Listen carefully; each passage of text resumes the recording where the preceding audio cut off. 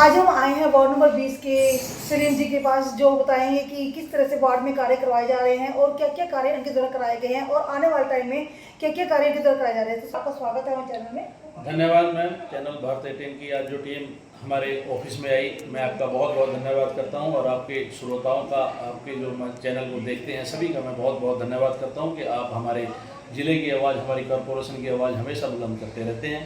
जैसा कि आपने बताया कि म्यूनसिपल कॉरपोरेशन की कार्यशैली के बारे में, मैं आपको सिर्फ इतना ही कहना चाहूँगा कि 4.5 साल का कार्यकाल नहीं, मेरा तो बहुत लंबा कार्यकाल, तकरीबन 12 साल का कार्यकाल म्यूनसिपल कॉरपोरेशन का हो गया।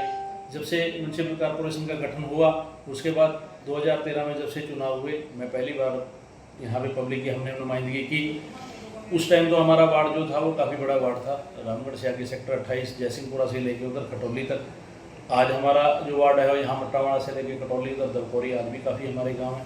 हमने निरंतर लगातार प्रयास किए कि कैसे लोगों को उनकी मूलभूत सुविधाएँ और उनके कार्य और जो डेवलपमेंट के कार्य हैं उनके तक पहुँचाए जाएँ। इसमें मैं कहूँगा कि मेरे वार्ड वासियों का, जनता का मेरे को बहुत ही भरपूर सहयोग मिला। लोगों ने बहुत हमारी मदद भी करी, मान सम्मान दिया, बहुत प्यार दिया और उन्होंने उनके सहयोग के बिना मैं मानता हूँ कि कोई चीज़ संभव भी नहीं है। हमने सारे कार्य बहुत ही बढ़िया तरीके से किए, लेकिन वो कहते हैं कि कभी भी जो ये कार्य है वो कभी संपूर्ण नहीं हुआ करते, कोई ना कोई बीच में रह जाता है। आज भी हम उसी के लिए प्रयासरत हैं। हमारे बहुत से कार्य पाइपलाइन में भी है और बहुत से कार्य हमारे पूर्ण भी हो चुके हैं। सलीम जी, जैसे देखा गया है कि आप कह रहे हैं कि हमारा वार्ड काफ़ी बड़ा है, इस बार काफ़ी बड़ा था तो काफ़ी चुनौती का सामना करना पड़ता है। किस तरह की चुनौती आपको आई इसमें? नहीं, चुनौती तो मेन चीज़ तो ये है कि इंफ्रास्ट्रक्चर जो है वो हमारा उस तरीके का, म्यूनसिपल कॉरपोरेशन भी नई थी, नई कॉरपोरेशन का गठन हुआ था और फिर अर्बन एरिया में और जो गांव के एरिया में थोड़ा सा डिफरेंसेस होते हैं।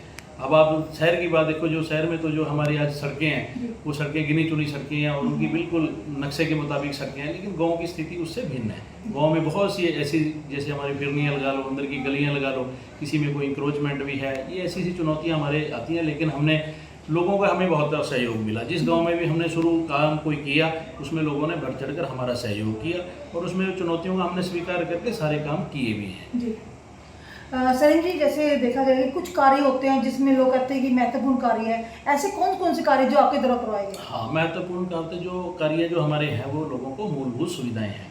जैसे कि आप बिजली पानी की बात करें, सीवरेज की बात करें, कम्युनिटी सेंटर्स की बात करें, ये कार्य एक ऐसे कार्य हैं कि जो लोगों की बहुत ही ज़रूरत भी है और ये चीज़ होने भी चाहिए।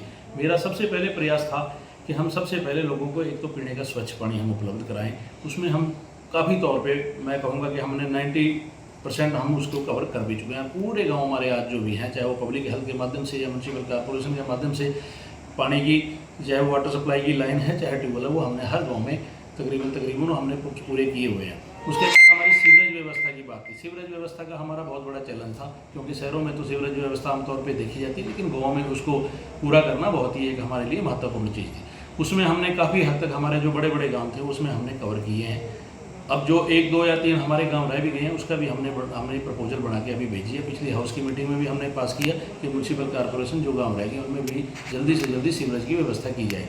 उससे अगला काम हमारा गांव में क्या होता था, किसी भी सामाजिक धार्मिक कार्य के लिए लोगों के पास कोई बैठने उठने के लिए कोई ऐसी जगह नहीं थी। हमारा प्रयास रहा कि हम हर गांव में एक सामुदायिक भवन, कम्युनिटी सेंटर हम लोगों को उपलब्ध करवाएं और उसमें तकरीबन हमारे काफ़ी गांव ऐसे हैं जिनमें हमारा बन भी चुका है और कुछ गाँव ऐसे हैं जिनमें हमारा कार्य चल रहा है। 1 या 2 गाँव ऐसा हमारा रह रहा है कि जिसमें हमने नहीं बना, उसका भी हम जल्दी ही, हमारा एक प्रक्रिया है उसमें हम एस्टिमेट बढ़ा रहे हैं, उनको भी हम जल्दी सामुदायिक भवन देने का कार्य करेंगे।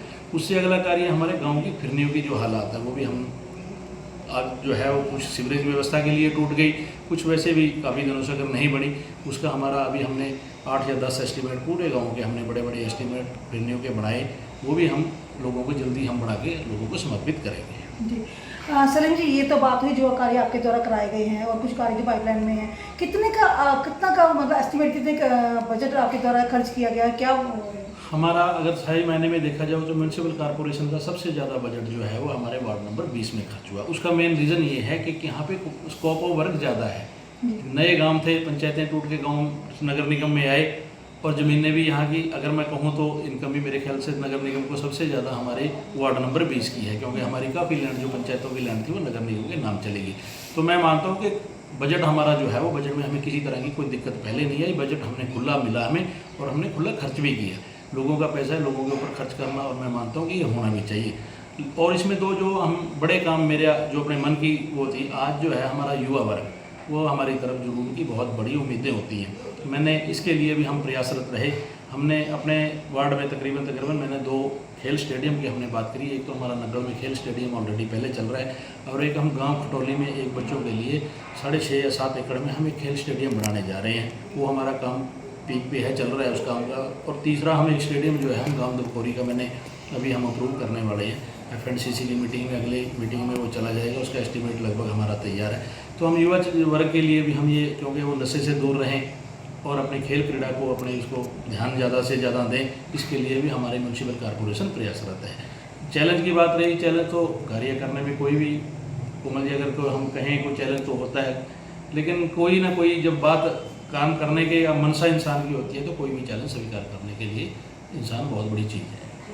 सलीम जी, जैसे इतने कार्य आपके द्वारा कराए गए हैं, और अगर हम बात करें कि मौजूदा सरकार बीजेपी की है तो आप कांग्रेस से हैं, तो कहीं ना कहीं किस तरह की चुनौतियों या किस तरह कठिनाई का सामना करना पड़ा? क्योंकि कहते हैं ना कि अगर अपनी सरकार हो तो अपना ही वो होता है, दम होता है, लेकिन यहाँ पे कैसे अपने कार्य कराए? देखिए, म्यूनसिपल कॉरपोरेशन जो है वो एक स्थानीय सरकार है, इसका नाम ही स्थानीय सरकार है।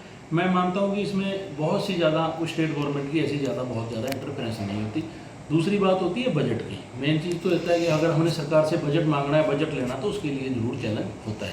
लेकिन म्यूनसिपल कॉरपोरेशन पंचकुला के पास एक अपना संपन्न बजट है, इसलिए मैं मानता हूँ कि इसमें हमने कोई ज़्यादा सा ऐसा संघर्ष नहीं करना पड़ता।